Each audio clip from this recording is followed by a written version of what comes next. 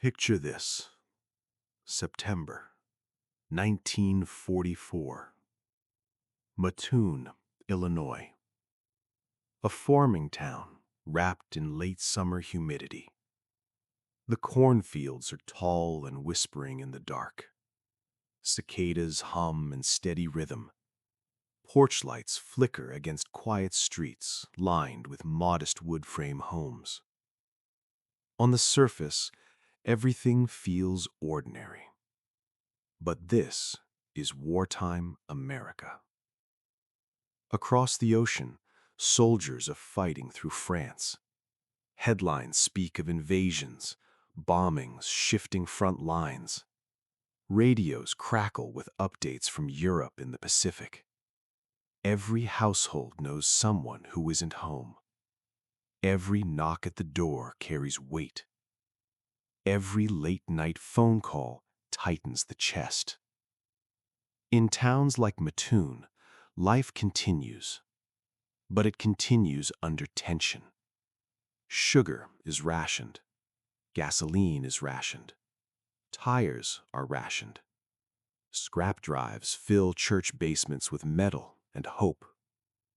Windows glow softly at night, careful not to waste electricity. Civil defense posters remind citizens to stay vigilant. Watch for saboteurs. Report suspicious activity. And above all, be prepared. Because just a generation earlier, the world had seen what gas could do. The word gas didn't just mean fuel. It meant mustard clouds rolling over trenches. It meant lungs burning. It meant soldiers clawing at their own throats.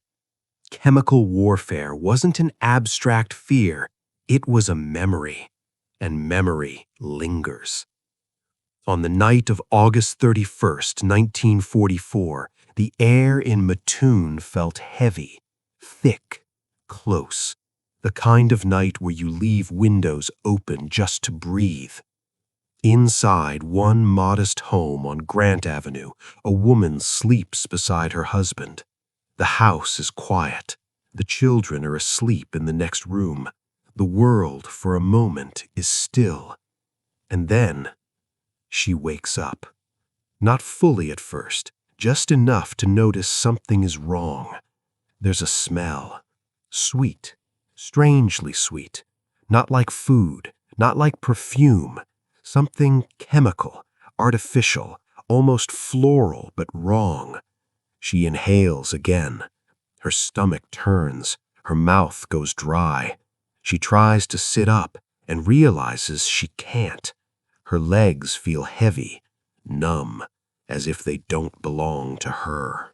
A wave of nausea hits. Her throat tightens. Panic blooms fast and violent in her chest. She tries to speak her husband's name, but the word won't form. Her voice feels locked inside her body. Her mind is awake. Her body is not. And in that suspended, terrifying moment between breath and scream, she sees something. A shadow outside the bedroom window. A shape against the dim yard light. Tall, still, watching. Or, at least, she thinks it is. Her heart pounds so loudly it drowns out the crickets. The smell grows stronger. Her limbs tingle, then burn. She forces out a sound, barely a whisper. Her husband stirs. He smells it too. He rushes to the window. But when he looks outside, there's no one there. Just darkness. Just cornfields. Just the quiet Illinois night. But something has happened. Something entered that home without breaking a window, without opening a door. Something that left no footprints, no fingerprints, no container, no trace, only fear. By morning, word begins to spread. Another household reports a strange odor. Another woman claims paralysis. Another shadow seen fleeing into the night. Within days, Mattoon is no longer just a quiet Midwestern town. It is a town under threat. They will call him many things: the phantom anesthetist, the gassing prowler. But history remembers him by a darker name: the Mad Gasser. For 2 weeks in 1944, a community believed the air itself had turned against them. And when the very thing you breathe becomes the enemy, where do you run? Tonight, we open the vault on one of America's strangest wartime mysteries. Was there truly a predator stalking Mattoon's streets? A saboteur testing chemical agents in the shadows? Or did something far more invisible move through that town? Something with no body, no face, no footsteps at all. This is the Story Vault, Buried Truths, and this is the night the air betrayed them. Chapter 1: Wartime America and the Smell of Fear. In 1944, America was tired. Not defeated, not even close, but tired in the way only a nation at war can be. By September of that year, the United States had been fighting in World War II for nearly 3 years. The attack on Pearl Harbor in December 1941 had shattered any illusion of distance or safety. Since then, sons, brothers, husbands, and fathers had crossed oceans in staggering numbers. By mid-1944, Allied forces had landed on the beaches of Normandy. Newspapers across the country carried updates from France, from Italy, from the Pacific. The war felt both far away and intimately close at the same time. In towns like Mattoon, Illinois, the war did not roar, but it hummed constantly in the background. Mattoon was not a major metropolis. It was a modest railroad town in Coles County, surrounded by farmland and cornfields. The kind of place where most people knew each other by name, the kind of place where strangers stood out. And in wartime, strangers mattered. Because Americans had been told repeatedly that the enemy could be anywhere. Government propaganda during World War II was not subtle. Posters warned of spies, radio broadcasts encouraged vigilance, citizens were urged to report suspicious activity. "Loose lips sink ships," one famous slogan declared. Another reminded Americans that sabotage could occur at home just as easily as abroad. There were real reasons for concern. Earlier in the war, German U-boats had attacked ships along the Atlantic coast. Factories across the Midwest were producing materials for the war effort: machinery, parts, supplies. Illinois was no exception. Even if Mattoon itself was small, it was part of a state deeply involved in wartime production. The possibility of sabotage was not treated as fantasy. It was treated as preparedness. Civil defense programs spread across the country. Communities organized blackout drills. Air raid sirens were tested. Volunteer wardens monitored neighborhoods. People were taught how to identify unusual smells, strange lights, suspicious individuals.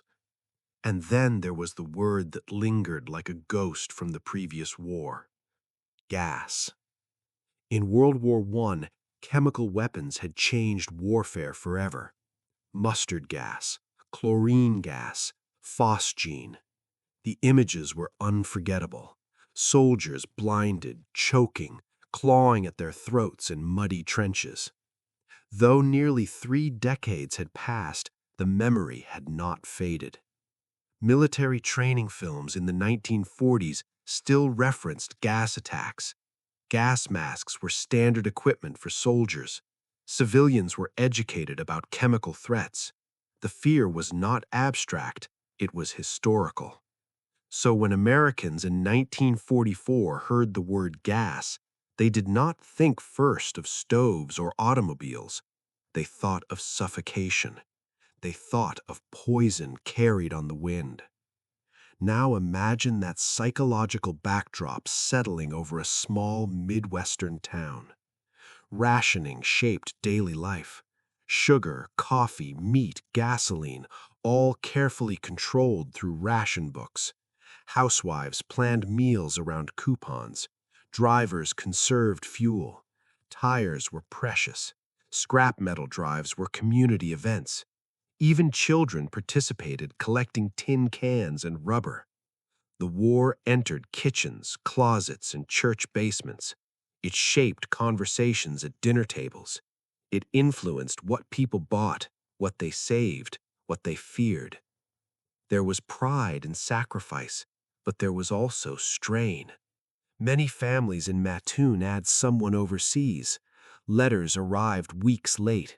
Casualty lists appeared in newspapers. Gold star flags hung in windows across America, signaling loss.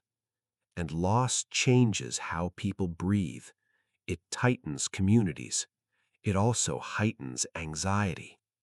Psychologists today understand something that was not widely recognized in 1944. Prolonged stress does not simply sit quietly in the body. It looks for an outlet. It amplifies threat perception. It sharpens awareness of danger. When a nation is at war, its nervous system is on edge. Small disturbances feel larger. Ambiguous stimuli feel intentional. A noise in the night becomes more than a noise. A smell becomes more than a smell. Mattoon in late summer 1944 was a place primed for vigilance. Late August in Illinois can be suffocating.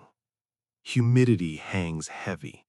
Windows are left open at night to catch what little breeze might move through. Screens are thin barriers between inside and out. The line between private space and the outside world feels porous. In a town where people often left doors unlocked in earlier decades, wartime had introduced a subtle shift. Lock up. Be cautious. Watch. Add to this another important detail. Communication was changing. Local newspapers were powerful community voices. The Mattoon Journal-Gazette did not merely report events, it shaped interpretation. In small towns, newspapers were trusted arbiters of truth. What appeared in print carried authority. And rumors traveled quickly, sometimes faster than print. In tight-knit communities, a single unusual event could ripple outward within hours. One family tells another. A neighbor mentions it at the grocer. Someone repeats it at church. The story evolves. By the time it reaches the edge of town, it may no longer resemble its origin. This is not deception. It is human nature. Fear spreads socially. Researchers now call this social contagion, the rapid transmission of beliefs, emotions, and behaviors through a group. But in 1944, people did not use that language. They used simpler terms: nerves, panic, imagination, or sometimes evil. And so, when the first reports emerged in Mattoon of a strange odor drifting into homes, of temporary paralysis, of a shadowy figure fleeing into the night, those reports landed in fertile soil. The town was already listening for danger, already watching for sabotage, already aware that gas, historically, was a weapon. It is crucial to understand that no one in Mattoon believed they were participating in a legend. They believed they were responding to a threat. Police took calls seriously. Officers investigated. Families locked doors earlier than usual. Some men reportedly sat up at night with firearms nearby, not because they were reckless, but because they believed vigilance was patriotic. The enemy could be a saboteur, a prowler, a foreign agent. Wartime imagination does not invent monsters from nothing. It builds them from context. And context in 1944 was heavy with anxiety. But here's where the story deepens. Not every American town experienced a Mad Gasser. So why Mattoon? Stress alone does not produce specific narratives. It amplifies the ones available. There had been earlier phantom gasser scares in the United States during the 1930s. Reports in Virginia and other states described mysterious odors and temporary illness with no suspect ever identified. Though not widely remembered today, such stories circulated in American culture. The template existed. An invisible attacker. A chemical scent. A fleeing shadow. When a community is on edge, it does not invent from scratch. It borrows from memory. The air itself becomes suspicious. And air is powerful because it is invisible. You cannot see it move. You cannot block it easily. You must trust it. Breathing is the most basic act of survival. When something threatens that act, even ambiguously, the response is primal. That is what makes the events in Mattoon so enduring. It was not just a prowler. It was not just a rumor. It was a perceived violation of the most fundamental human instinct, the right to breathe safely in your own home. By early September 1944, Mattoon was about to learn how quickly that instinct could turn into alarm. But before the panic, before the headlines, before the phrase "Mad Gasser" entered American folklore, there was simply a town at war with distant enemies, a town listening to radio bulletins, a town rationing sugar, a town writing letters to boys in uniform, a town already carrying more tension than it realized. And when tension has nowhere to go, it looks for a shape. Sometimes that shape stands in a dark yard. Sometimes it drifts through an open window. And sometimes it's just the smell of fear. Chapter 2. The First Report. August 31st, 1944. August 31st, 1944. A Thursday night. In Mattoon, Illinois, the air was heavy with late summer humidity. Windows were open across town. Screens rattled lightly in faint breezes. It was the kind of night when houses seemed to breathe along with their occupants. On Grant Avenue, in a modest home like many others in the neighborhood, Mrs. Urban Carney was settling in for the evening. Urban Carney worked nights as a taxi driver. That meant Mrs. Carney often went to bed alone before he returned. This was not unusual. It was routine, predictable, safe. There was nothing remarkable about the house, nothing dramatic about the evening. No loud disturbances, no suspicious footsteps reported earlier that day. Just an ordinary wartime night in a quiet Illinois town. Sometime after 11 p.m., Mrs. Carney awoke. What woke her is unclear. In later reports, she described becoming aware of a strange odor in the room. Not smoke exactly, not the smell of food, not the scent of something burning. Sweet, sickly sweet, almost like flowers, but artificial. She later described it as strong enough to be noticeable immediately.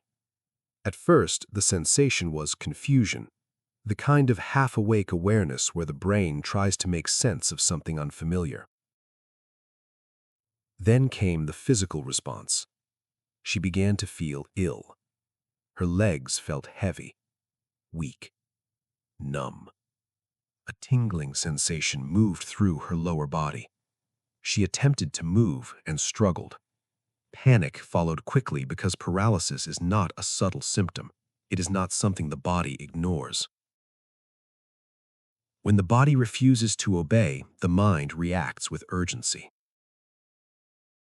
She later reported that she believed someone was outside the house, that she saw or thought she saw a figure near the yard. Descriptions varied slightly in retellings, but the general impression was of a man, possibly tall, lingering near the yard. Unable to move properly and feeling sick, she managed to call for help once her husband returned home. Urban Carney came back around midnight. By that time, the odor had reportedly dissipated. He did what many husbands in that situation would do. He searched the property. He walked around the house, checked the yard, looked near the windows.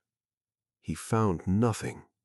No footprints, no broken screens, no damaged frames, no containers, no strange residue, nothing to indicate that anyone had tampered with the property. His wife, however, was still feeling the after effects, nausea and weakness. A doctor was called. The physician reportedly examined her and did not identify a clear cause. There were no visible injuries, no burns, no lesions, no signs of chemical exposure that could be readily diagnosed with the tools available at the time. And that detail matters. In 1944, chemical exposure, especially something strong enough to cause paralysis, would likely have produced additional symptoms: skin irritation, eye watering, respiratory distress. But the symptoms described were primarily nausea and temporary lower body weakness. The event might have ended there, an isolated incident, a strange night, a story told quietly and then set aside. But it didn't, because the very next evening, another call came in. On September 1, 1944, the Rafe family reported a similar experience. Again, a strange odor. Again, illness. In this case, Mrs. Rafe reported smelling something that made her sick and caused weakness. Her daughter also felt ill. This time there was mention of a man seen fleeing the area, described as tall, possibly wearing dark clothing. Police were called. Officers responded. They searched the area. Again, nothing. No apprehended suspect. No tangible evidence. At this point, law enforcement treated the matter as a prowler investigation. It was reasonable. 2 consecutive nights, similar complaints, odor, illness, a possible suspicious figure. The working theory was that someone might be using some form of anesthetic chemical, perhaps attempting burglary or simply engaging in malicious behavior. The idea was not entirely implausible in abstract terms, but here is where the record becomes crucial.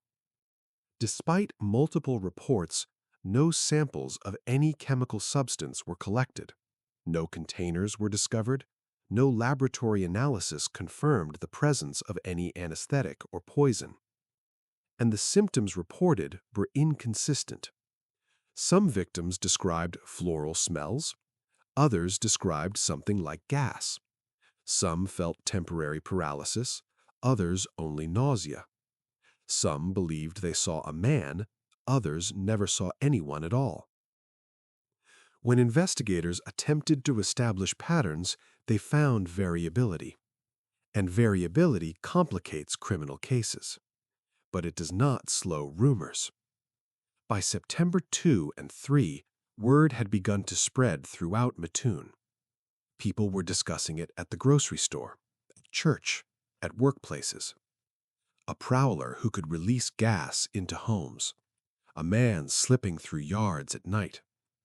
The details began to coalesce into something more structured. The human brain prefers narratives. It prefers villains over randomness. And so the idea of a gasser began to form. It's important to pause here and examine what was not happening. There were no confirmed break-ins, no thefts tied to these incidents, no demands, no notes, no escalation of violence. If this were a traditional criminal case, the motive would be difficult to identify. The acts, as described, seemed purposeless. And yet, the physical experiences of the victims were not dismissed outright by neighbors, because they felt real. And that's a critical distinction. Even today, medical science recognizes that anxiety can produce powerful physical symptoms. Hyperventilation can cause tingling and weakness. Panic can produce nausea. The smell of something unfamiliar can trigger a stress response. But in 1944, the language for mass psychogenic illness was not widely understood by the public. Instead, there was suspicion, speculation, and mounting tension. Police Chief C.E. Cole initially treated the reports seriously. Officers increased patrols. Residents were advised to remain alert. As more calls came in, the descriptions of the suspect began to diverge. Some described him as tall and thin, others short and stocky. Some claimed he wore dark clothing, others said light. A few suggested he had a foreign appearance, a telling detail in wartime America. When a community is primed to fear external enemies, ambiguity often fills in with assumption. But again, no arrests, no confirmed suspect sightings, just repeated searches ending in empty yards. By early September, newspapers had begun covering the story, and once something is in print, it gains structure. Headlines give shape to fear. The term mad anesthetist appeared in some accounts before Mad Gasser became the dominant phrase. That language matters. An anesthetist implies knowledge, method, science. A gasser implies menace, attack, weaponization. The transformation of terminology reflects a transformation in perception. What began as two unusual illness reports was becoming a community crisis. Yet even in these early days, August 31 and September 1, the pattern was fragile. There were only a handful of incidents. Had they stopped immediately, the story might have faded. But attention can act as oxygen. The more residents listened for strange smells, the more likely they were to notice normal household odors, cleaning products, nearby industry, even natural environmental scents. Late summer air carries smells differently. Humidity traps them. Fields, plants, distant machinery all become more noticeable at night. Under ordinary conditions, a strange smell might prompt mild curiosity. Under wartime vigilance, it might signal sabotage. The first report on August 31 did not erupt into chaos instantly. It built, quietly, call by call, conversation by conversation. Fear does not explode in small towns. It accumulates. And in those first nights, Mattoon was accumulating something invisible. Not confirmed chemical evidence, not a captured suspect, but a shared narrative. There was something in the air, something that made women sick, something that might be slipping through yards in the dark. And even though police found nothing concrete, the story felt real enough to spread. Because in a time when the world itself felt unstable, when headlines carried news of bombings and chemical warfare and global upheaval, the idea that danger could drift through an open window did not seem impossible. It seemed plausible. And plausibility is all fear needs to take root. August 31st, 1944. No arrests, no evidence, no confirmed chemical agent, just a smell, a sickness, a shadow, and a town beginning to wonder whether the war overseas had found its way into their bedrooms. Until now, the reports would multiply. And once that happened, Mattoon would no longer be asking if something was wrong. They would be asking who was responsible. Chapter 3. A Town Under Siege. In the days following August 31st, 1944, something shifted in Mattoon. Not dramatically at first. No sirens blaring down Main Street, no official declarations of emergency, no military convoys rolling through town. Just more calls, more reports, more households claiming that something had drifted into their bedrooms in the night. By September 2nd and 3rd, local police were responding to multiple complaints of strange odors and sudden illness. The pattern appeared consistent enough to alarm residents, but inconsistent enough to frustrate investigators. A sweet smell, a sudden wave of nausea, weakness in the legs, sometimes temporary paralysis, and in several cases, the fleeting glimpse of a man moving away from the property. Descriptions of that man varied wildly. Some witnesses insisted he was tall and thin. Others described him as short and stocky. Some said he wore dark clothing. Others swore he was dressed in white. A few claimed he looked foreign, a telling word in 1944. Under normal circumstances, such inconsistencies might have dampened the story. Contradictory descriptions weaken cases. But this was not a normal atmosphere. This was wartime, and wartime compresses logic. The more reports that came in, the more residents listened for danger. The more they listened, the more they noticed. And the more they noticed, the more the story solidified. Police Chief C.E. Cole increased patrols. Officers canvassed neighborhoods. They searched yards and alleys. They examined windows and screens for signs of tampering. They found nothing. No broken glass. No pried frames. No discarded containers. No chemical-soaked cloths. Nothing that could be bagged, labeled, and presented as evidence. Yet the calls kept coming. By early September, reports extended beyond just one or two streets. Families across Mattoon began contacting authorities. Some said the odor made them dizzy. Others claimed it burned their throats. A few reported vomiting. Doctors examined several individuals.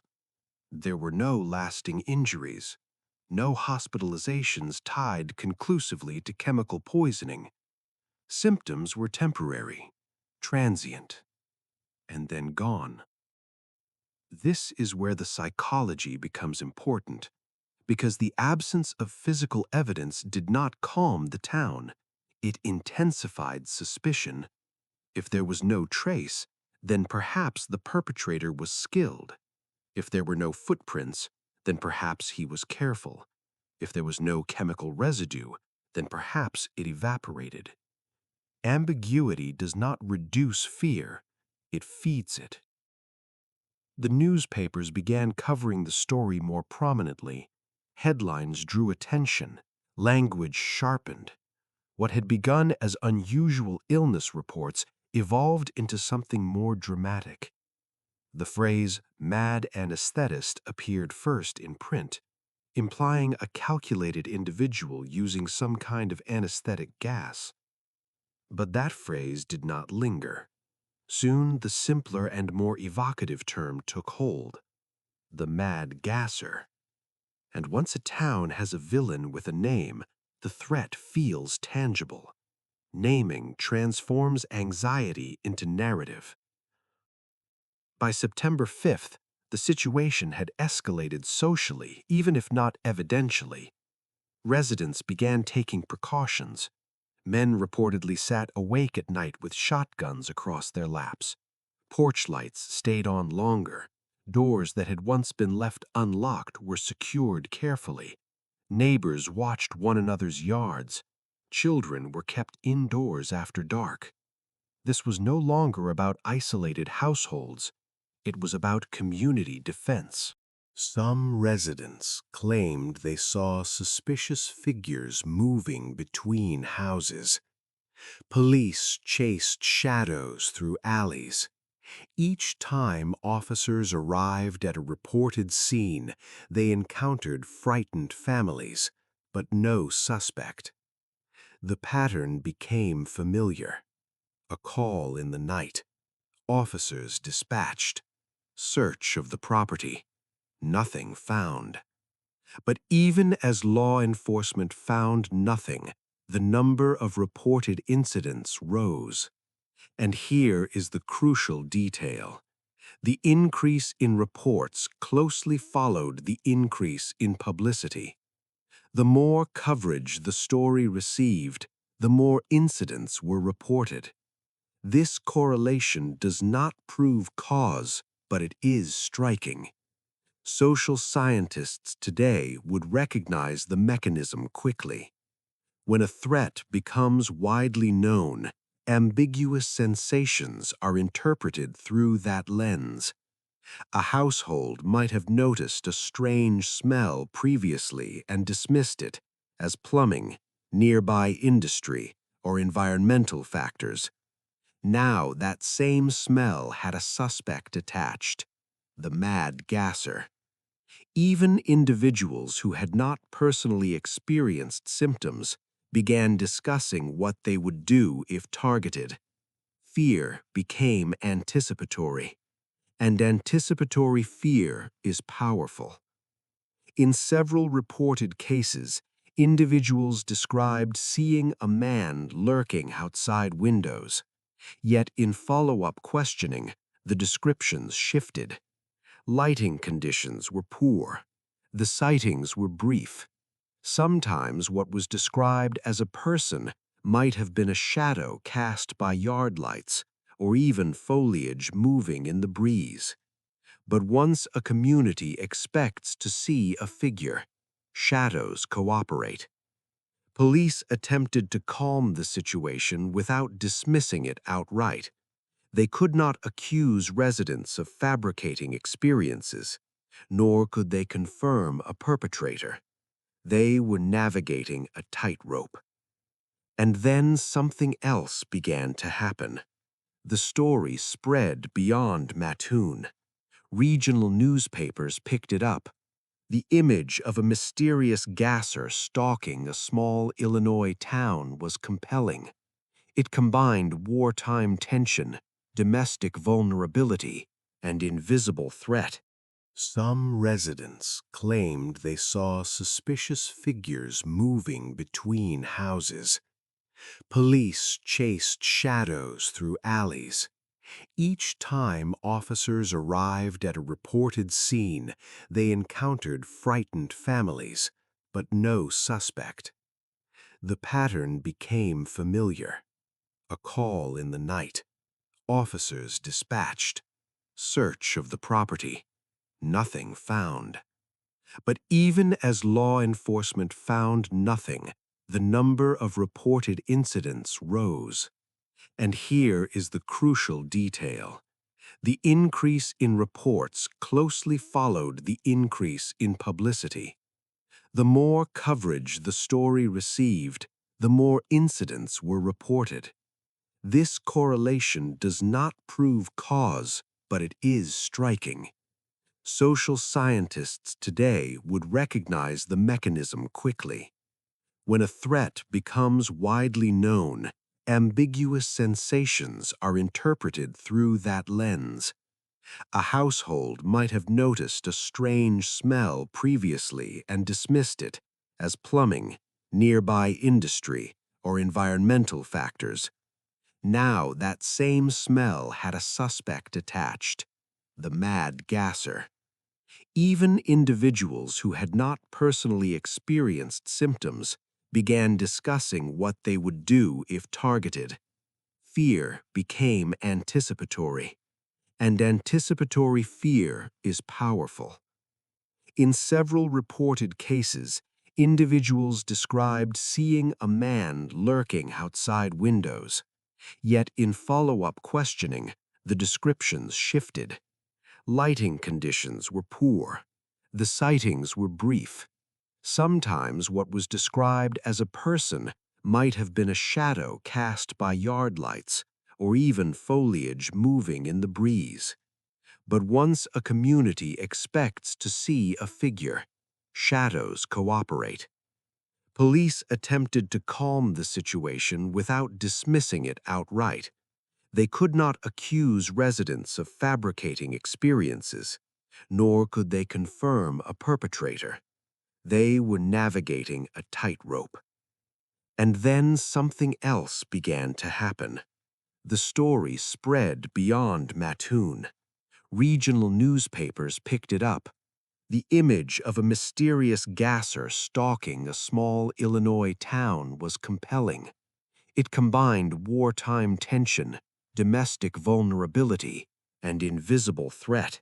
It made good copy, but publicity magnified pressure on the town.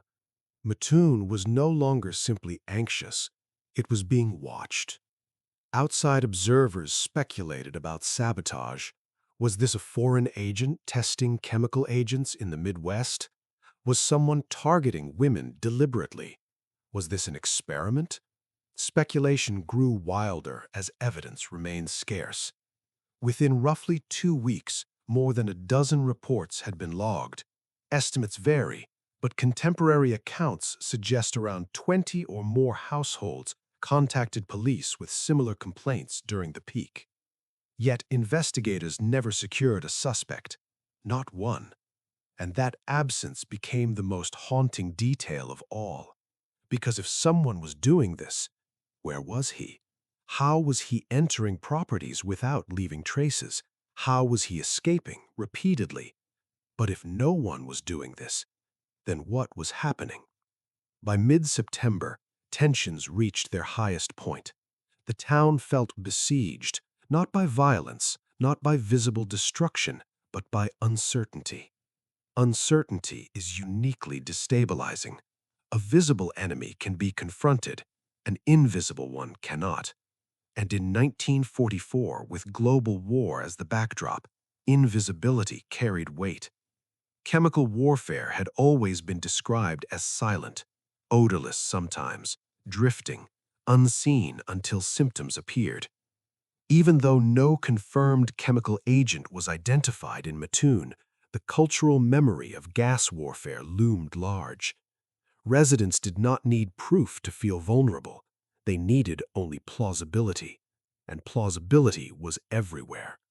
Late summer humidity, open windows, wartime stress, newspaper headlines. All of it created an environment where the next phone call felt inevitable. And then, just as suddenly as the reports had surged, they began to decline. Not because of an arrest, not because of a breakthrough, but because something shifted in the narrative. On September 11, 1944, the Mattoon Daily Journal-Gazette published an editorial suggesting that the incidents might be the result of mass hysteria. The editorial did not accuse residents of lying. It suggested nerves, strain, wartime tension manifesting physically. The response to that editorial was mixed. Some residents were offended. Others were relieved. But here is the remarkable detail. After its publication, the number of reports dropped sharply. Within days, the wave had largely subsided. No suspect was captured, no chemical was identified, no confession emerged. The town, which had felt under siege for nearly 2 weeks, began to breathe again. And that breathing, that collective exhale, may be the most telling evidence of all. Because if a criminal had truly been stalking Mattoon, it is unlikely he would have ceased activity simply because of an editorial. But if the siege had been psychological, if the town had been caught in a feedback loop of fear and expectation, then the introduction of an alternative explanation might have disrupted it. It did. And just like that, the Mad Gasser seemed to vanish into thin air, leaving behind no fingerprints, no motive, no body of evidence, only a story. And a town that would forever remember the weeks when the air itself felt hostile. For a brief period in September 1944, Mattoon believed it was under attack, not by bombs, not by invasion, but by something that slipped silently through open windows. And whether that something was a man or the invisible contagion of fear, the siege felt real enough. Because sometimes the most powerful threat is not the one you can see. It's the one everyone agrees might be there. Chapter 4. Police Investigation. By the first week of September 1944, the Mattoon Police Department found itself in a difficult position. The reports were real. The fear was real. The pressure was real. But the evidence? That was another matter entirely. Chief of Police C.E. Cole did not dismiss the early complaints outright. In fact, officers responded promptly to each reported incident. They arrived at homes, spoke to victims, searched yards, inspected windows, and canvassed surrounding streets. Procedure, in theory, was simple. A suspected prowler using some form of gas or anesthetic meant officers needed to identify entry points, locate chemical containers, and track footprints or suspicious individuals nearby. But each time they responded to a call, the same pattern emerged. The odor had already dissipated. The victim was experiencing nausea, weakness, or tingling, but improving. The yard showed no clear signs of disturbance. Screens were intact. Windows were unbroken. There were no discarded bottles or soaked rags, and crucially, no independent witnesses who could confirm the presence of a prowler beyond fleeting glimpses. Police began increasing patrols in affected neighborhoods. Officers drove slowly through residential streets after dark. Some walked foot patrols. They questioned unfamiliar individuals. They followed up on tips. Nothing solid materialized. And the more calls they received, the more the situation strained their resources. Small-town departments in the 1940s did not have forensic laboratories. There were no portable gas analyzers, no chemical testing kits readily available for field use. If a substance had truly been used, capturing and analyzing it would have required containment, something no officer ever encountered. Investigators attempted to establish patterns. Were the homes clustered? Did they share structural similarities? Was there a particular time of night when incidents occurred? Most reports happened late, between 10 p.m. and midnight. Most victims were women. Most were in their bedrooms when they noticed the smell. That pattern alone could raise suspicion of targeted behavior. But then inconsistencies began to muddy the theory. Not all homes were in the same immediate area. Not all descriptions of the odor matched.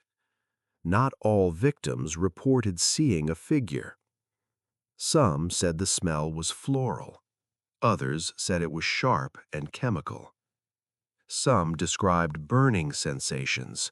Others only dizziness. Police interviewed the victims carefully. They asked when the odor began, how long it lasted, whether any appliances were running, whether neighbors had noticed anything unusual. They also consulted physicians who had examined some of the affected individuals.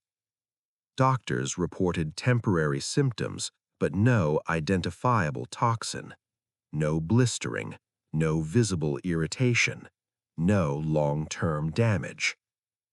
If a chemical agent had been potent enough to paralyze, even temporarily, investigators would expect additional evidence, especially repeated use over multiple nights.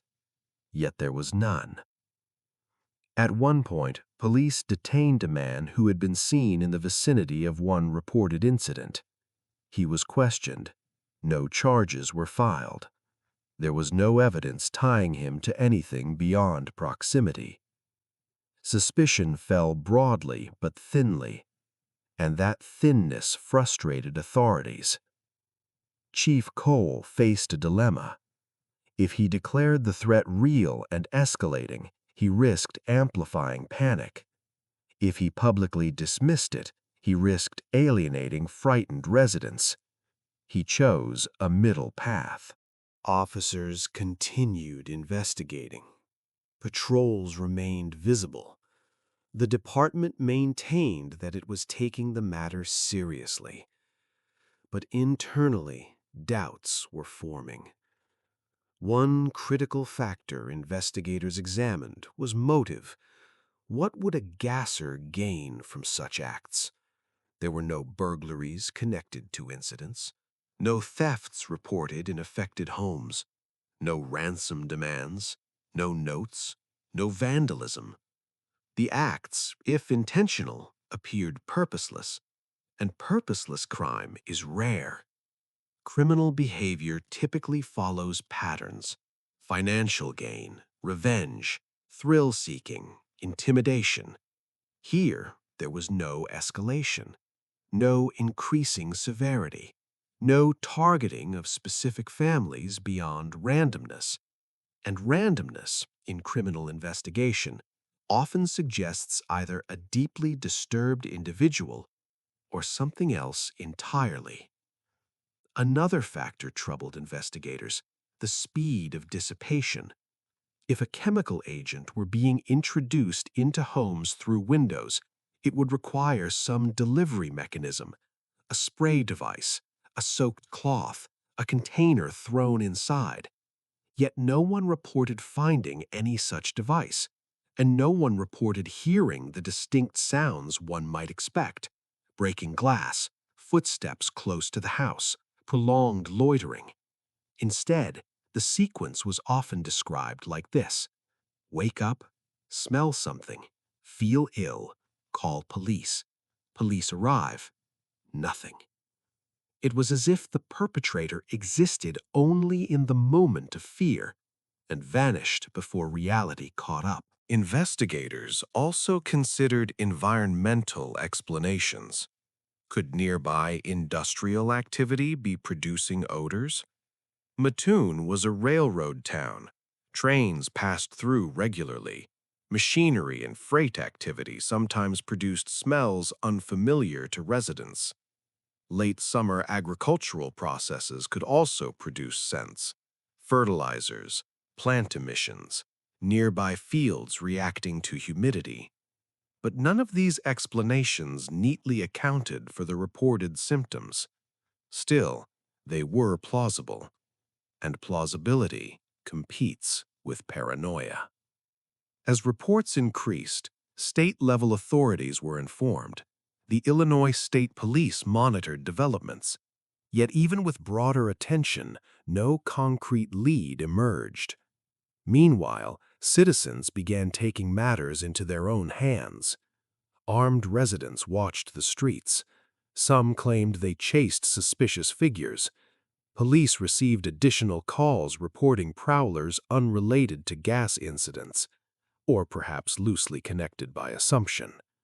Once a community is alert, ordinary nighttime movement becomes suspicious. A man walking home late from work might be interpreted as fleeing. A neighbor checking his yard might be misidentified as lurking. The volume of calls itself became part of the problem. Each report reinforced the idea that something was happening, even if nothing tangible could be found. By September 10th, the investigation had reached a crossroads. Officers had responded to dozens of complaints. They had found no physical evidence. They had made no arrests tied to confirmed wrongdoing. And yet, the story was growing. It was at this point that skepticism began to surface more openly within official channels. Chief Cole reportedly expressed doubts publicly about the existence of a gasser, not dismissively, but cautiously. He suggested that nerves might be playing a role. The idea was controversial. No victim wants to be told that her symptoms are psychological. But investigators could not ignore the pattern. Reports surged after newspaper coverage intensified. Descriptions varied significantly. No physical trace supported the narrative. And then, on September 11th, the Mattoon Daily Journal-Gazette published its editorial, suggesting the incidents might be a mass-to-mass hysteria, or war nerves. The editorial marked a turning point. Almost immediately, reported incidents began to decline. Police still received occasional calls, but the surge had passed. The town slowly de-escalated. No suspect was ever charged in connection with a confirmed gas attack. No chemical agent was ever identified. The investigation did not conclude with a dramatic reveal. It faded. Which, from a law enforcement perspective, can be the most unsettling outcome of all, because unresolved cases leave questions. Was there a single prankster who stopped once attention grew too intense? Was there a misinterpretation of environmental odors amplified by anxiety? Was it a textbook example of mass psychogenic illness spreading through suggestion? The police investigation could not definitively answer those questions. What it did reveal was something quieter, but more telling. When authorities searched for something physical, they found nothing. And in criminal investigation, absence matters, not as proof of innocence, but as weight against assumption. By mid-September 1944, Mattoon was no longer under siege. The patrols slowed. The calls decreased.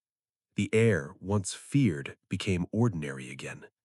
And Chief Cole, along with the officers who had walked dark streets night after night, were left with a peculiar file, a case with victims, symptoms, headlines, and absolutely no evidence. The Mad Gasser was never caught, because the police never found anyone to catch. And perhaps that is the most revealing detail of all. When law enforcement looks for a criminal and finds only empty yards, it forces a different question.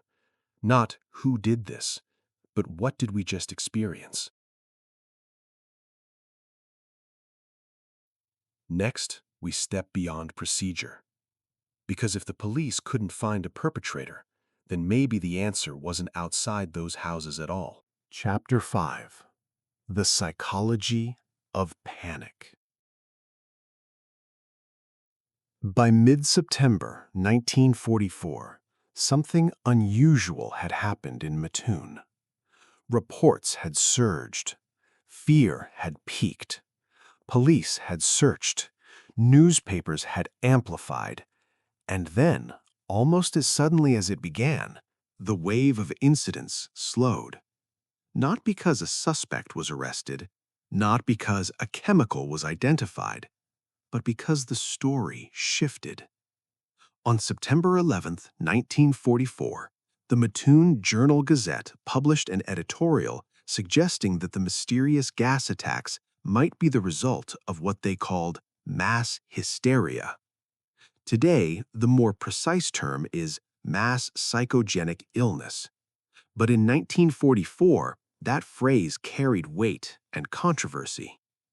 To understand what may have happened in Mattoon, we have to understand something uncomfortable. The human mind is powerful, so powerful, in fact, that it can generate real physical symptoms without an external toxin. And those symptoms are not imagined. They are not fabricated. They are experienced. When the editorial appeared, some residents were offended. They felt dismissed. To them, the nausea had been real, the weakness had been real, the fear had been real, and they were right. The question was not whether symptoms occurred. The question was what caused them. Mass psychogenic illness is not new. It has appeared throughout history under different names: dancing plagues, fainting epidemics, mysterious illnesses in schools and factories. The common thread is this: a group of people under stress begins experiencing symptoms that spread socially rather than biologically. No virus, no poison, no chemical, but symptoms nonetheless. Researchers who study such events have identified common conditions: tight-knit communities, high levels of stress, ambiguous initial trigger, rapid spread through communication, and sudden decline once an alternative explanation is accepted. Mattoon in 1944 checked every box.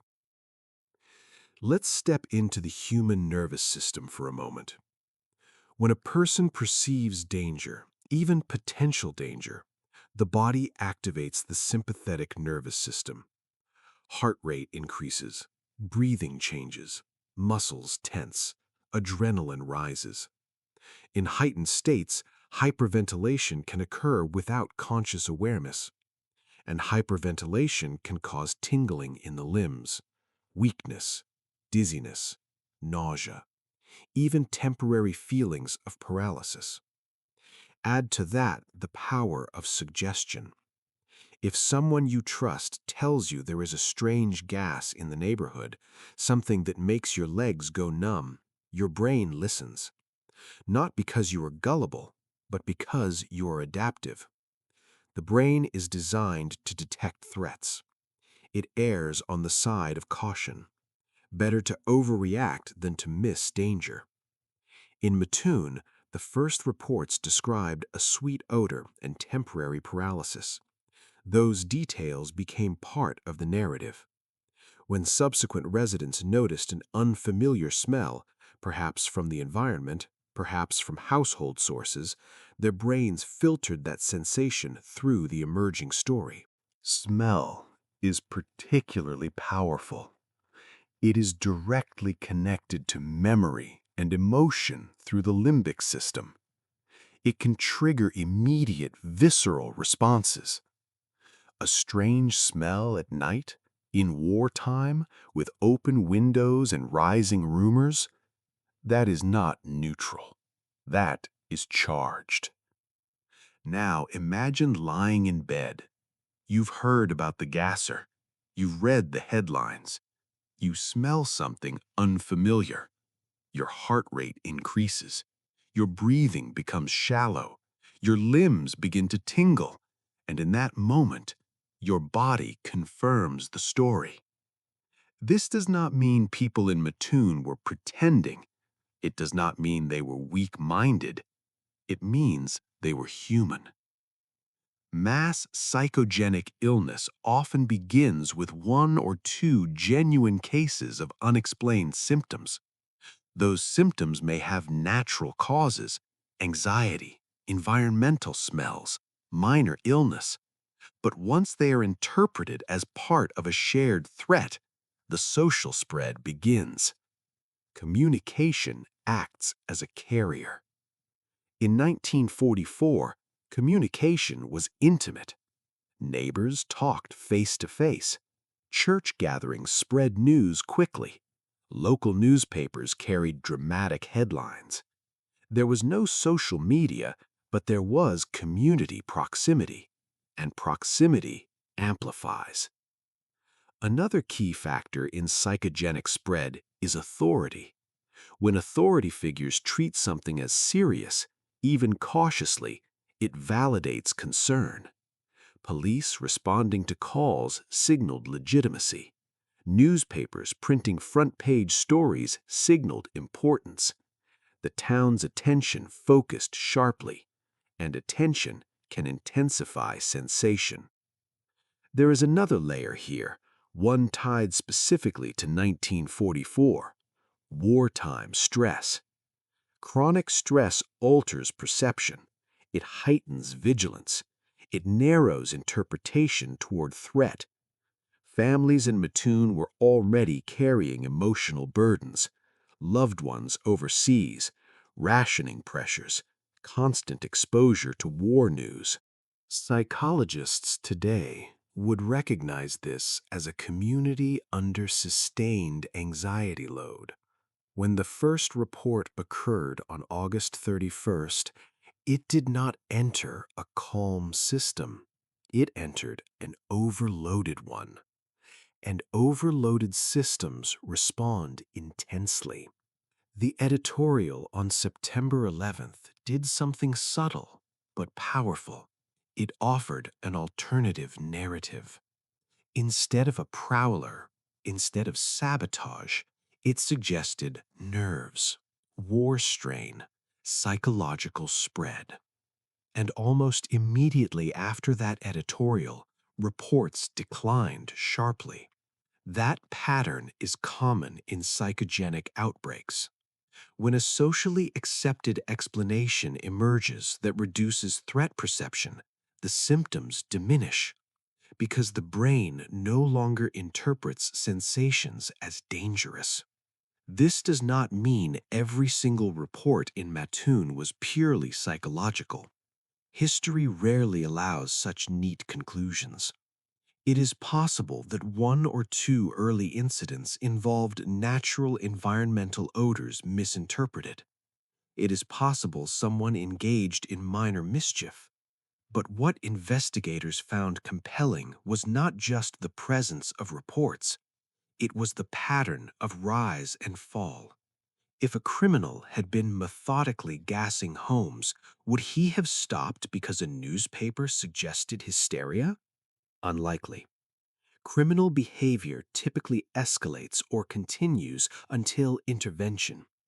Instead, the Mad Gasser seemed to dissolve under reinterpretation. That is telling. Mass psychogenic illness also tends to affect particular groups more visibly. In Mattoon, many of the reported victims were women. Historically, outbreaks of unexplained illness in close communities have often disproportionately affected women and adolescents, not because they are more susceptible biologically, but because of social roles and proximity. Women in 1944 were often at home at night while husbands worked shifts or served overseas. They were the ones lying awake when strange smells were noticed. They were the ones whose nervous systems were already stretched thin by wartime uncertainty. And in close communities, emotional contagion spreads quickly among primary caregivers. There is one more uncomfortable truth. Fear is contagious. Not metaphorically, neurologically. When we hear about danger, our brains mirror that state. Mirror neurons activate. Cortisol rises. We begin scanning for similar threats. If one person describes leg weakness after smelling something sweet, the next person who smells something sweet may notice her legs more carefully. Heightened awareness can create amplified sensation, and amplified sensation reinforces belief. This is not foolishness. It is survival instinct misfiring in a low-evidence environment. The Mad Gasser of Mattoon may not have been a man. He may have been a narrative born from stress, carried by headlines, reinforced by proximity, and sustained by human physiology. But here's the nuance that matters. Even if the cause was psychological, the experience was real. The nausea was real. The weakness was real. The fear was real. Mass psychogenic illness does not invalidate suffering. It reframes its origin. And perhaps that is why the editorial stung some residents, because accepting a psychological explanation can feel like admitting weakness. But in truth, it reveals something else entirely: how deeply connected human beings are, how powerfully we influence one another, how fragile our sense of safety can become under strain. By late September 1944, Mattoon returned to relative normalcy. Windows opened again without dread. Porch lights dimmed. Men no longer sat up with shotguns nightly. The air lost its menace, and no further wave of gassing incidents occurred. The Mad Gasser entered folklore, not because he was captured, but because he vanished. And sometimes what vanishes without explanation lingers longer in memory than what is solved. The psychology of panic does not make for dramatic headlines. There is no masked villain, no laboratory analysis revealing exotic chemicals, no courtroom confession, just a community that breathed in its own anxiety and, for 2 weeks, believed it had been poisoned. Fear is not weakness, it is information. But sometimes, when information is incomplete, fear fills the gaps. And in 1944, in a small Illinois town, those gaps were wide enough for a phantom to slip through. In the next chapter, we'll examine the arguments that resist the hysteria explanation, because not everyone agrees that psychology alone explains Mattoon, and the debate is part of the story. Chapter 6. Was there ever a gasser? So, was there ever a gasser? It's the question that refuses to go away. Because while mass psychogenic illness provides a compelling framework, it does not satisfy everyone. Not then, not now. Some residents of Mattoon never accepted the hysteria explanation. To them, something happened. They smelled something. They felt something. They saw someone. And the human instinct to resist being told it was all in your head is strong and understandable. So let's lay out the possibilities carefully. Not folklore, not dramatized retellings, just the plausible explanations that have circulated for decades. First, the lone prankster theory. Could someone in Mattoon have been releasing small amounts of some chemical irritant into homes as a prank? In theory, yes. Chemicals capable of causing temporary nausea or discomfort existed in 1944. Home solvents, industrial compounds, even certain agricultural chemicals. But here's where the theory weakens. There was never a recovered container. Never a device. Never a witness who saw someone physically spray or deploy a substance. No consistent delivery mechanism was identified, and more importantly, no escalation.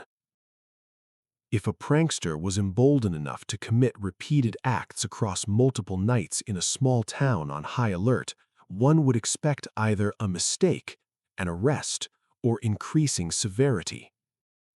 Instead, the incidents plateaued and then stopped abruptly. That doesn't align neatly with thrill-seeking behavior. Thrill seekers tend to escalate.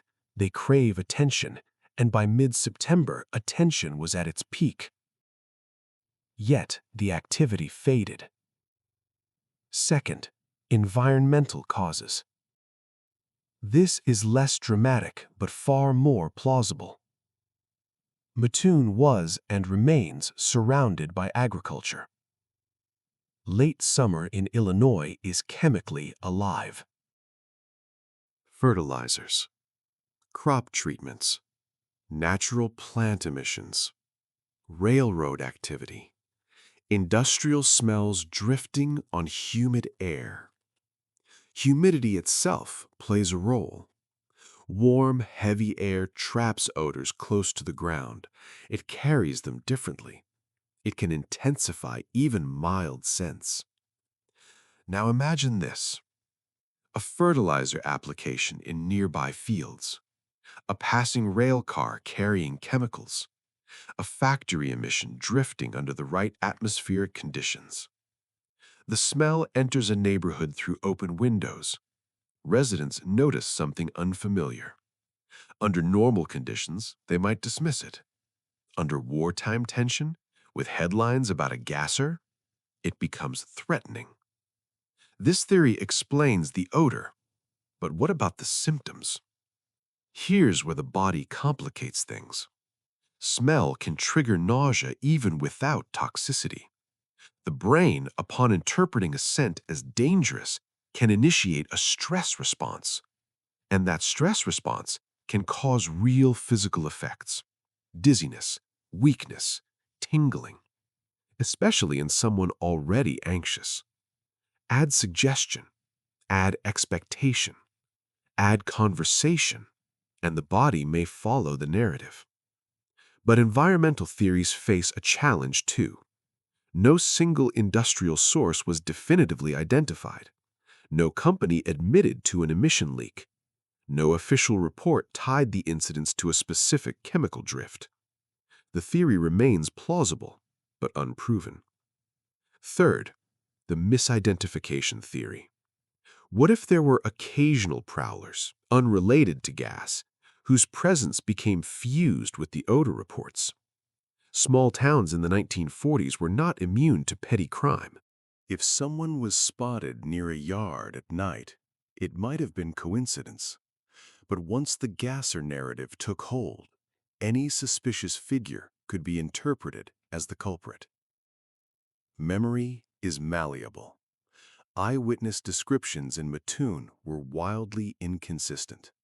Tall, short, thin, stocky, dark clothes, light clothes, foreign-looking, local-looking. That inconsistency weakens the case for a single identifiable perpetrator. Fourth, deliberate hoaxes. Could some reports have been fabricated? Possibly. In any surge of public attention, a few individuals may exaggerate or invent experiences for attention. But here's the key. Even if a handful of cases were hoaxes, that does not explain the entire pattern. And there is no strong evidence that widespread fabrication occurred. The majority of residents who reported symptoms seemed genuinely distressed. So we return to the psychological explanation. Mass psychogenic illness fits the timeline. It fits the pattern of rapid spread. It fits the sudden decline after the September 11th editorial. But even that explanation leaves room for complexity, because mass psychogenic events often begin with something real: an odor, a noise, a minor illness. The spark does not have to be imaginary. It only has to be ambiguous. One particularly compelling detail is this: the decline in incidents after the editorial was immediate and sharp. If a criminal had been operating independently, the newspaper's suggestion of hysteria would not have physically stopped him. But if community perception shifted, if residents began interpreting smells as harmless rather than threatening, the symptom cascade would naturally diminish. And that is exactly what appears to have happened. Still, uncertainty lingers, because history rarely hands us definitive conclusions when physical evidence is absent. There was no forensic lab report, No confession decades later. No discovered diary of a prankster. The file simply ends. And endings without closure invite imagination. Some later retellings of the Mad Gasser story embellish details, adding dramatic chase scenes, sinister chemical expertise, even espionage theories. But historians who have revisited primary sources find no evidence of sabotage linked to foreign agents. No federal investigation uncovered espionage ties. No wartime archives reveal chemical testing in Mattoon. The most reliable records, police reports, newspaper accounts, editorials, point toward a brief, intense wave of unexplained illness that faded without resolution. And perhaps the most honest answer to, "Was there ever a gasser?" is this: we don't know with absolute certainty. But the weight of evidence leans away from a criminal mastermind and toward a community under strain. The human mind does not enjoy ambiguity. We prefer villains to uncertainty. Villains can be hunted. Uncertainty cannot. The Mad Gasser gives shape to something shapeless. It offers a silhouette in the yard instead of acknowledging how fragile our sense of safety can be. But fragility does not equal foolishness. Mattoon in 1944 was living under global threat. People were primed to expect danger. When something strange drifted through their open windows, they responded the only way human beings know how: by protecting themselves, by calling police, by warning neighbors, by staying awake with lights on. If there was ever a gasser, he left no trace. If there was not, then the episode stands as one of the clearest examples of how fear can move through a community like weather, invisible, contagious, and temporary. Perhaps that is the more unsettling conclusion, because a lone prowler can be captured, a chemical can be analyzed, but collective fear? That can happen anywhere, under the right conditions, in any town, in any decade. The Mad Gasser of Mattoon may not have been a man at all. He may have been a moment, a convergence of wartime anxiety, ambiguous stimuli, and human physiology. And moments like that do not require malicious intent. They require only stress, and a story strong enough to carry it. Was there ever a gasser? History shrugs.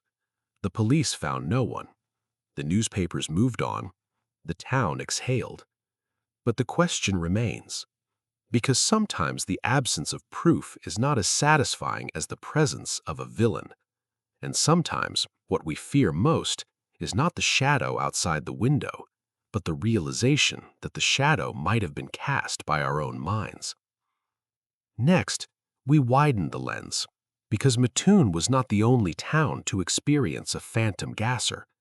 And when patterns repeat across states and decades, the mystery shifts from local legend to human pattern. Chapter 7.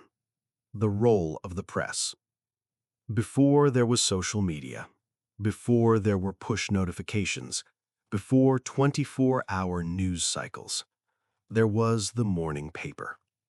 And in 1944, in a small Midwestern town like Mattoon, Illinois, the newspaper was more than information. It was the town's heartbeat. The primary source for the events of the Mad Gasser story was the Mattoon Journal-Gazette, the local paper serving Coles County. It was small but respected. It reported births, obituaries, crop prices, war updates, local crime, and high school sports. It was woven into daily life. People trusted it. They read it at breakfast. They discussed it at church. They quoted it at the hardware store. And when the first report of a mysterious gas attack appeared on September 1st, 1944, it did something subtle and powerful. It gave shape to uncertainty. The article described the incident at the home of Urban and Alberta Kearney on August 31st. It detailed Mrs. Kearney's symptoms. It noted the strange odor. It mentioned a prowler. It reported that police were investigating. At that moment, the story was simply a crime report, but in wartime America, words carried weight. Headlines mattered. And once the phrase anesthetic gas entered the public imagination, the story was no longer just about one household. It became about vulnerability, about invasion, about something unseen slipping through open windows at night. The paper did what newspapers do. It followed up. On September 2nd, more reports surfaced. Another woman fell ill. Another odor. Another shadow near a house. The coverage expanded. Each new report was documented, each new victim named, each new symptom described. And with every column inch, the phenomenon became more real. Here's something important to understand. Newspapers do not merely reflect events, they frame them. In early September 1944, the Journal-Gazette treated the incidents as criminal acts. The tone suggested a prowler deliberately gassing homes. Police statements were included. The word attacks began appearing. That word matters. An attack implies intention. An attack implies an assailant. An attack implies danger. And danger spreads faster when it's printed in black ink. The more the paper reported, the more residents became alert to unfamiliar smells. The more alert they became, the more reports emerged. This feedback loop is not malicious, it is human. A person who might have ignored a faint odor on August 30th would not ignore it on September 5th, not after reading that someone across town had been attacked. And so the newspaper became both messenger and amplifier. But we need to be careful here. The Journal-Gazette did not fabricate the events. It reported what residents and police told it. The journalists were working with the information available. They were also working within the pressures of wartime. Newspapers in 1944 balanced local reporting with global catastrophe. Every day brought updates from Europe and the Pacific. There was an atmosphere of seriousness, even urgency in journalism. So when something unusual happened locally, it was reported earnestly. And then something interesting happened. By September 5th and 6th, the number of reported incidents increased sharply. Some estimates suggest over 20 dozen reports in roughly 10 days. Police were overwhelmed. Residents were sleeping with windows shut despite summer heat. Men formed informal night patrols. And the paper kept printing updates. Each story reinforced the narrative. The town was under siege. But then came September 11th, 1944, and the tone changed. The Journal-Gazette published an editorial suggesting that the Gasser incidents might be a product of hysteria rather than criminal activity. The editorial did not mock victims.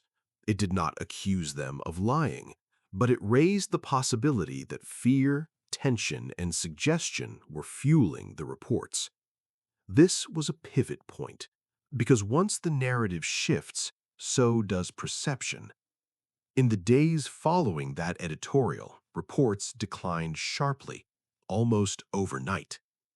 Now pause here.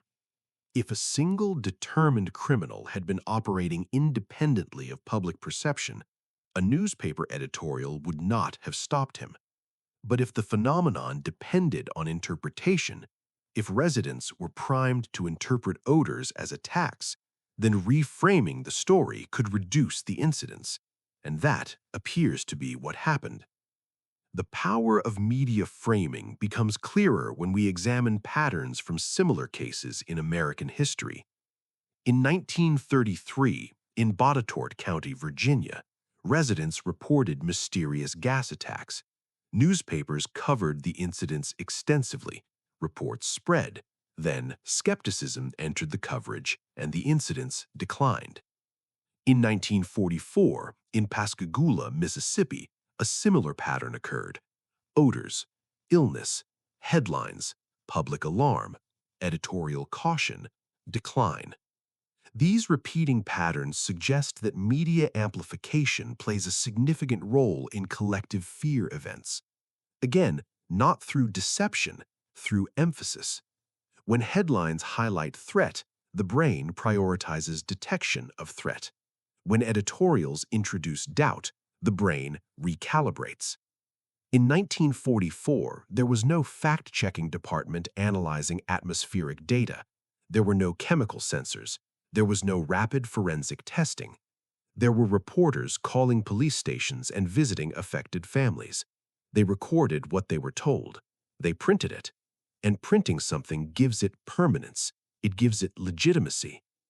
But the press also faced a delicate balance. Imagine being an editor in that moment. If you underreport the incidents and a real criminal is operating, you risk public safety. If you overreport them, you risk amplifying fear.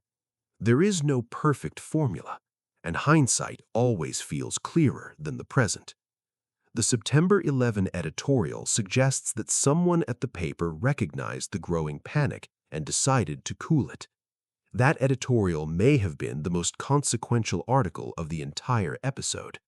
It did not solve the mystery. It shifted the emotional temperature. And when the temperature dropped, the phenomenon faded. There's another layer here worth examining: trust. In 1944, local newspapers were highly trusted institutions. If the Journal-Gazette suggested the incidents might be hysteria, residents took that seriously. Today, public trust in media is fractured. If a similar event occurred now, would a single editorial calm a town? Or would competing narratives escalate it?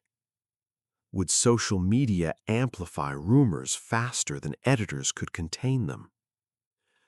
The Mattoon episode offers a case study in media influence during a time when information was centralized.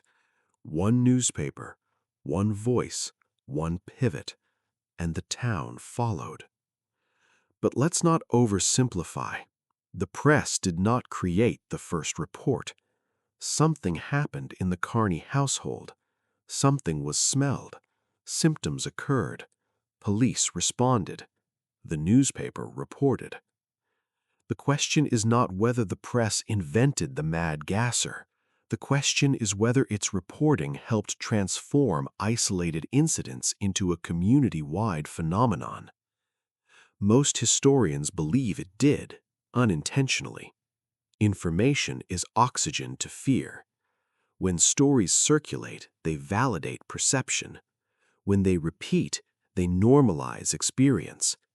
And when they're printed in bold type, they command attention. By mid-September 1944, attention had reached saturation. Then skepticism entered the narrative, and the oxygen thinned. The fire burned out. It's tempting to view the press as either hero or villain in this story, but history is rarely that binary. The Journal-Gazette acted within its professional norms. It reported crime. It followed up on public concern. It published an editorial when skepticism grew. In many ways, it did exactly what local journalism is supposed to do. And yet, the case illustrates something profound. Media does not just inform reality, it participates in constructing it, especially in moments of ambiguity. If the first incident had never been printed, would there have been a second? If the editorial had appeared earlier, would the wave have been smaller? We cannot know. What we do know is this: the Mad Gasser's story rose with headlines, and it fell with them. That rhythm, rise, amplification, reframing, decline, is not unique to Mattoon. It is a human pattern, and the press, whether intentionally or not, often conducts the tempo. So when we ask, was there ever a Gasser, we must also ask, How much of the Gasser was made of ink? How much of him lived in columns and headlines? How much of his shadow stretched only as far as the paper's circulation? The answer is not entirely comfortable, because it reminds us that information is powerful, and power, even when exercised responsibly, shapes perception. Mattoon in 1944 trusted its newspaper. The newspaper trusted its sources. The town reacted to what it read, and when the narrative shifted, so did the town. That is not conspiracy, it is sociology. And perhaps that is one of the most enduring lessons of the Mad Gasser. Fear spreads through stories. Stories spread through media. And media, even when careful, can unintentionally amplify what it seeks only to report. Next, we'll examine how the Mad Gasser episode compares to other phantom attacker cases in American history and what they reveal about communities under stress. Because Mattoon was not alone, and when patterns repeat, the story grows larger than one Illinois town. Chapter 8. Why Mattoon? So here's the question that lingers long after the headlines faded. Why Mattoon? Why not Chicago? Why not St. Louis? Why not a coastal city with bustling ports and real wartime targets? Why did this strange episode unfold in a small agricultural town in east-central Illinois in late summer of 1944? To answer that, we have to step back, not just into the story, but into the environment. Mattoon in 1944 was not a sleepy backwater. It was a railroad town. The rail lines ran through it like arteries. Trains moved grain, livestock, manufactured goods, and wartime materials. The town sat at a junction of movement. Steel wheels clattered through at all hours. Freight cars groaned in the night. There were factories operating at heightened capacity because of the war. The local economy was tied into the national effort. Like much of the Midwest, Mattoon was part of the machinery that kept American production humming. And in 1944, the war wasn't abstract. It was personal. Young men from Mattoon were overseas, in France, in Italy, in the Pacific. Gold stars appeared in windows. Casualty lists were printed in newspapers. Telegrams were feared. The war effort meant ration books and kitchen drawers. It meant scrap drives. It meant air raid drills even in inland towns. The threat of sabotage was part of the national conversation. Newspapers carried warnings about spies and enemy agents. The Office of Civilian Defense encouraged vigilance. People were told to be alert, to report suspicious behavior, to protect their communities. Now imagine that mindset. It's August 1944. The Normandy invasion has happened, but the war is far from over. There are rumors of secret weapons. There are reports of chemical warfare used in previous conflicts. Gas masks are not ancient history. World War I is within living memory. The phrase anesthetic gas would not have sounded like science fiction. It would have sounded plausible. Mattoon was small enough that news traveled quickly, but large enough to sustain anxiety. Small towns operate on proximity. You know your neighbors. You recognize cars on your street. So when something unusual happens, it feels intimate. Threat doesn't feel distant. It feels like it's on your porch. And small towns also have something else. echo chambers of trust. Information passes quickly, and it's rarely filtered by competing narratives. When the local paper prints something, and the neighbor confirms it, and the police acknowledge it, the story solidifies fast. But there's another layer. Late August in Illinois is heavy. Humidity hangs low. The air feels thick, almost physical. Cornfields stretch for miles outside town, releasing their own natural odors. Fertilizers are in use. Agricultural processes are active.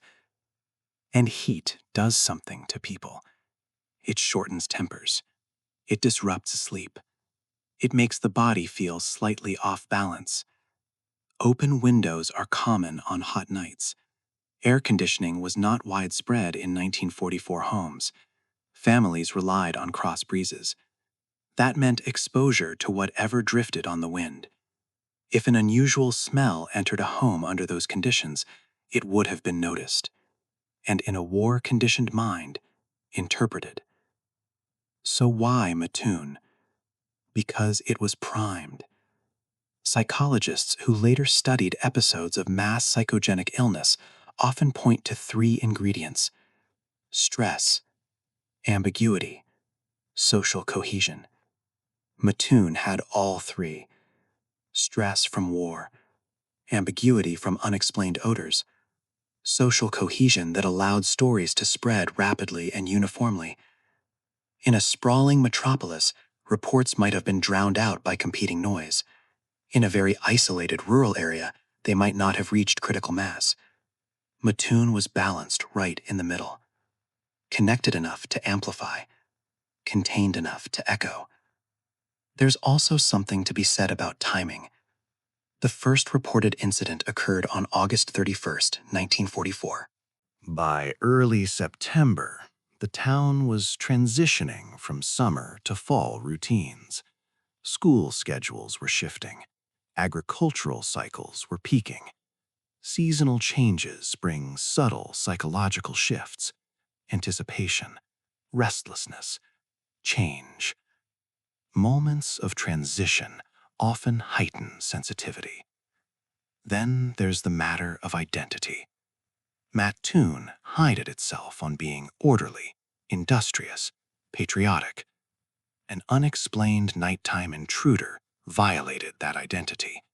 And when identity is threatened, communities respond collectively. Some residents formed informal patrols.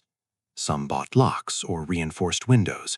Some stayed up late with lights on. These actions created visible evidence that something serious was happening. When you see your neighbor standing guard with a flashlight, your brain does not assume nothing is wrong. It assumes validation, and validation spreads. But here's the deeper question. Why do some towns experience phantom attacker episodes while others do not? History shows that similar Gasser incidents recurred in other American towns. Virginia in 1933, Mississippi in 1944, various scattered reports in other decades. The pattern is not random. It appears in communities experiencing heightened tension, wartime, economic hardship, social change. Mattoon was not unique in its stress. It was unique in how those stressors converged at one moment. And perhaps, and this is important, it was unique in its response. The local press initially amplified the threat, then publicly reframed it. Police investigated thoroughly, but did not validate the existence of a criminal through arrest or physical evidence. The episode had a clear arc. It rose, it peaked, it declined. If law enforcement had publicly confirmed a suspect, even without strong evidence, the story might have continued. If a single physical artifact had been discovered, a canister, a rag, residue, the narrative might have hardened. But Mattoon never received that confirmation. The absence of proof left space for doubt. And doubt can calm as easily as it can inflame. There's also a human element that can't be quantified. Mattoon residents were not irrational. They were reacting to sensations. Smells were reported. Symptoms occurred. Police acknowledged the calls. When multiple households experience similar discomfort within days, coincidence feels unlikely. And yet, clusters of perception happen. Our brains are pattern-making machines. When two things occur near each other in time, odor and nausea, we connect them. When a neighbor reports the same pattern, the connection strengthens. When a newspaper prints it, it solidifies. Why Mattoon? Because Mattoon was human. Because it was living under strain. Because it had just enough structure for fear to organize itself. Because ambiguity is uncomfortable and stories provide structure. There's something almost tragic in how ordinary the ingredients were. No secret laboratories, no confirmed saboteurs, no dramatic chase scenes, just heat, war, odor, anxiety, ink on paper, and a town trying to protect itself. If this had happened in a different decade, say during peacetime prosperity, would it have unfolded differently? Possibly. If it had happened in winter, when windows were closed tight, would reports have spread as easily? Maybe not.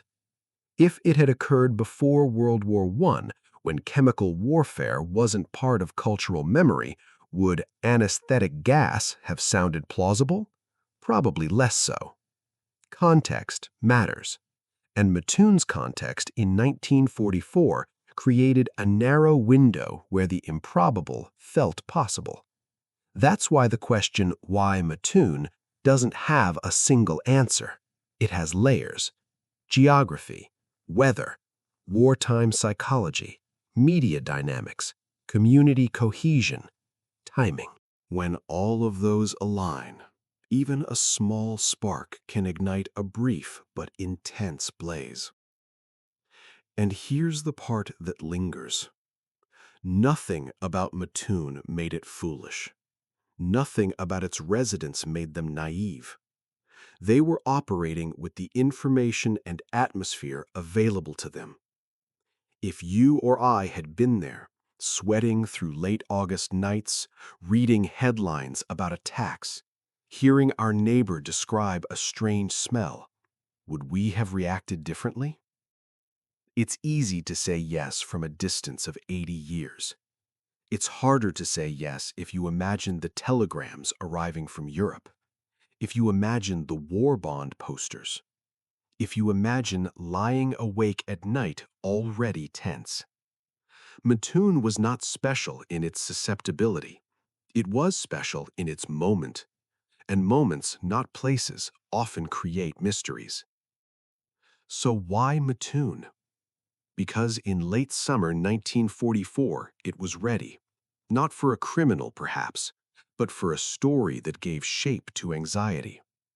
And once that story formed, it moved through the town like the very thing it described: invisible, difficult to grasp, powerful enough to sicken, and temporary. The Mad Gasser episode did not define Mattoon forever. The town returned to routine. The war ended. Life continued. Children grew up. Factories adjusted to peacetime production. But for a brief window in 1944, Mattoon became a case study in how environment, psychology, and media can converge. Not because it was strange, but because it was human. And that might be the most unsettling answer of all. Next, we close the vault. We'll look at the legacy of the Mad Gasser, how Mattoon remembers the event today, how historians interpret it, and why stories like this refuse to disappear. Because even when fear fades, curiosity remains, and curiosity is harder to extinguish than panic. Chapter 9: The Legacy of the Mad Gasser. By mid-September 1944, the incidents in Mattoon had stopped. No arrest, no chemical analysis, no dramatic confession decades later. just silence. The windows stayed open again. The night air returned to being just air. And the town moved on. World War II continued for another year. Sons came home, some didn't. Factories shifted from wartime production to peacetime industry. Life pressed forward the way it always does, steady, indifferent to brief storms of fear. But stories don't vanish just because events stop. They settle. They linger in conversation. They resurface at kitchen tables and high school history classes and in the margins of local lore. The Mad Gasser of Mattoon did not become a national obsession in 1944. The story received regional coverage, but it did not dominate front pages across America. It remained largely what it had always been, a strange episode in a small Illinois town. And that might be why it endured, because it feels intimate, personal, unresolved. Over time, the story drifted from journalism into folklore. Writers revisited it. Researchers pulled old newspaper archives. Psychologists cited it as a case study in mass psychogenic illness. Skeptics pointed to it as an example of wartime hysteria. Believers wondered if something more tangible had slipped through the cracks. And Mattoon itself? Mattoon did not embrace the story with carnival enthusiasm. There is no giant statue of a shadowy figure downtown. No annual Gasser festival. No themed haunted houses claiming authenticity. For the most part, the town treats it as what it likely was, a brief, strange moment in its long history. That restraint is telling, because when something truly traumatic happens, something confirmed and violent, communities often memorialize it carefully. When something ambiguous happens, communities tend to file it away, not denied, not glorified, just remembered. The legacy of the Mad Gasser lives less in physical monuments and more in academic discussions and late-night curiosity. In the decades since 1944, historians have revisited the primary sources, especially the reporting of the Mattoon Journal-Gazette. They have analyzed the timeline, the police statements, the editorial shift on September 11. Most conclude that no concrete evidence ever substantiated the presence of a single perpetrator. That conclusion has become the dominant interpretation. The Mad Gasser story is frequently cited alongside other American phantom attacker cases, the 1933 gas scares in Virginia, for example, as demonstrations of how social stress and media amplification can produce real physical symptoms without a confirmed external threat. But here's where the legacy gets interesting. The Mad Gasser story resurfaces in waves. Every few decades, it finds new life. In the 1970s, during renewed interest in unexplained phenomena. In the 1990s, as true crime media expanded. In the 2000s and 2010s, as internet forums and podcasts searched for forgotten mysteries. And now, in long-form storytelling. Each generation revisits it with different lenses. Cold War audiences saw espionage. Psychology students saw hysteria. True crime fans look for suspects. And modern listeners often see a cautionary tale about media influence and collective anxiety. That adaptability is part of its power. The story becomes a mirror. It reflects whatever fears are most relevant at the time. In 1944, It reflected wartime dread and chemical warfare memory. In later decades, it reflected mistrust, paranoia, fascination with the unexplained. And today, it reflects our complicated relationship with information. Because if there's one lesson the Mad Gasser leaves behind, it's this: fear spreads through networks. In 1944, that network was the local newspaper. Today, it's digital. But the mechanism, human perception responding to narrative, remains the same. The legacy also lives in how we talk about mass psychogenic illness. The phrase itself can sound dismissive, but it shouldn't be. Mass psychogenic illness does not mean people were faking. It does not mean symptoms were imaginary. It means the body responded to stress through physical channels. That understanding has grown since 1944. Back then, the concept was less publicly understood. The Journal Gazette's editorial used the word hysteria, which carried gendered and stigmatizing undertones common to the era. Today, researchers approach similar events with more nuance, and Mattoon serves as a case study, not of foolishness, but of vulnerability under pressure. There's also the enduring question of empathy. For the women who reported paralysis, for the families who stayed awake at night, for the police officers who searched yards in the dark with flashlights and found nothing. They were not characters in a legend. They were people in a moment of uncertainty. It's easy, 80 years later, to roll our eyes and say it was mass hysteria. It's harder to imagine the weight of wartime living, the rationing, the telegrams, the knowledge that chemical warfare had once scarred a generation. The Mad Gasser did not leave physical destruction, but it did leave a psychological footprint. And psychological footprints are harder to measure. Then there's the shadow of doubt that refuses to disappear entirely. Because no matter how convincing the psychological explanation is, there is always a quiet voice that asks, what if there was something?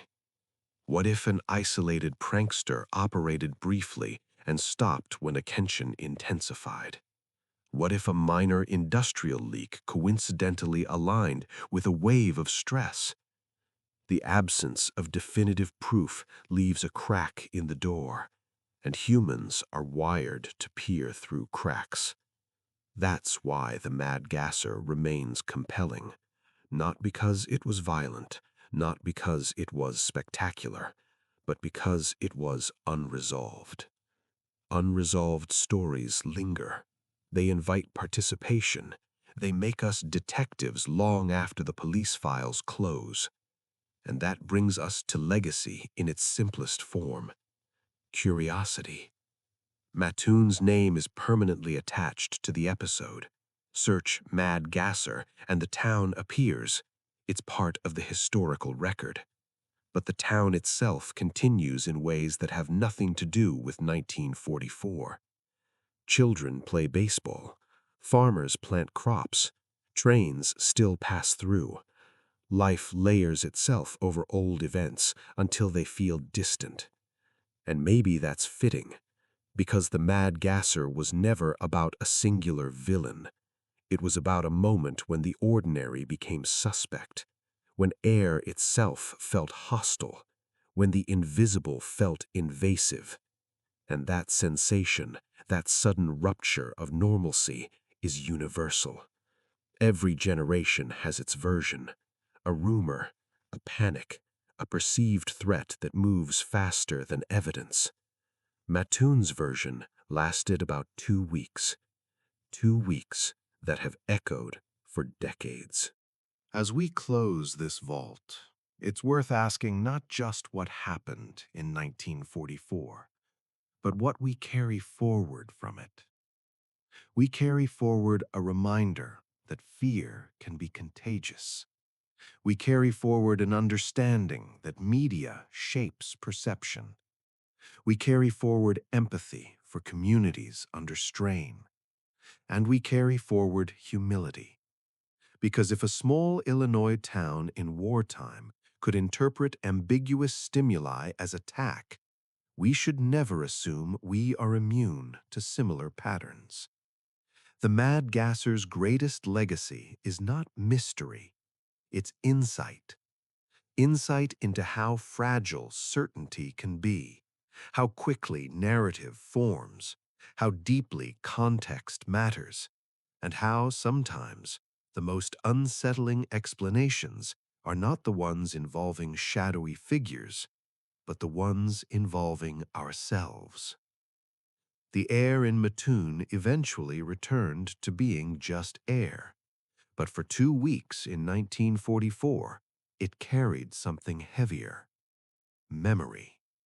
And memory, unlike gas, does not dissipate easily. It lingers, quiet, waiting for someone to ask, what really happened here?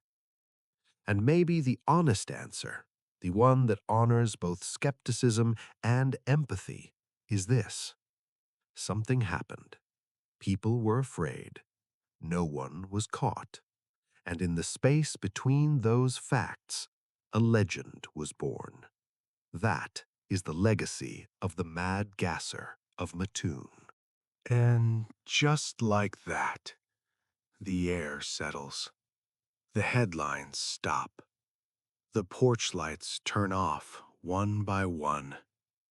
Mattoon, Illinois, September 1944, returns to quiet. No arrests were made, no suspect was ever named, no chemical agent was ever recovered. Police searched yards, they interviewed residents, they patrolled the streets at night. And yet, whatever moved through that town, whether man, molecule, or moment, left nothing behind but questions. And maybe that's why we're still here. Because unresolved stories linger longer than solved ones. A thief caught is forgotten. A mystery without an ending, that becomes folklore. For 2 weeks in late summer 1944, the people of Mattoon believed something was slipping through their windows at night. A sweet smell, a tightening chest, numb legs, a shadow in the yard. And whether the threat was real, environmental, psychological, or some complicated mix of all three, the fear was real. The symptoms were real. The sleepless nights were real. And that matters. History doesn't just record crimes. It records reactions. It records how communities respond when certainty dissolves. The Mad Gasser left no fingerprints, but he left a blueprint for how fear spreads, how headlines amplify, how stress can shape sensation, and how quickly the ordinary can feel unsafe. But here's something else worth remembering. Mattoon did not collapse. The town did not unravel. The fear did not spiral into chaos. It peaked. It passed. Life resumed. That resilience is part of the story too. Because if this mystery teaches us anything, it's that even when the air feels hostile, even when the invisible feels threatening, communities adapt. They investigate. They question. They recalibrate. And eventually, they breathe again. There's something almost poetic about a case centered on air. Air is invisible. You don't think about it until you have to, until it feels wrong, until it feels dangerous. Then suddenly, it's everything. And maybe that's the quiet metaphor buried in this vault. We rarely notice the forces shaping us: social tension, media narratives, collective stress, until they feel suffocating. The Mad Gasser reminds us that context matters, that fear has chemistry, that stories have momentum, and that sometimes the scariest thing isn't a shadow in the yard. It's not knowing whether the shadow was ever there at all.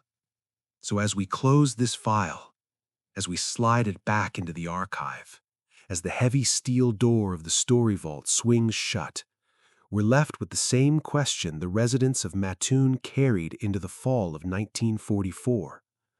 Was there ever a gasser, or was the real culprit something far more human?